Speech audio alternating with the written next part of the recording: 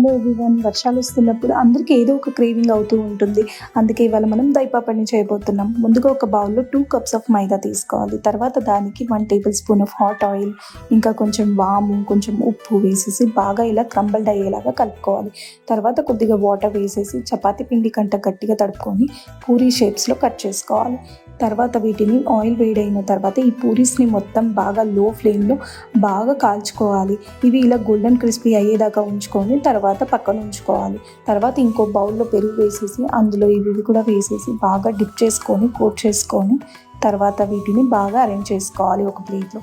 తర్వాత కొన్ని onions, tomatoes, కొంచెం బాయిల్డ్ పొటాటోస్, ఉప్పు, కారం, కొంచెం కెచప్ కూడా వేసేసి బాగా స్ప్రెడ్ చేసుకున్న తర్వాత కొరియండర్ ఇంకా సన్న సీడ్ కూడా వేసేసి పైన కొద్దిగా పెరుగు ఇంకా క్రిస్పీ పూరీస్తో గార్నిష్ చేసుకుంటే అంతే.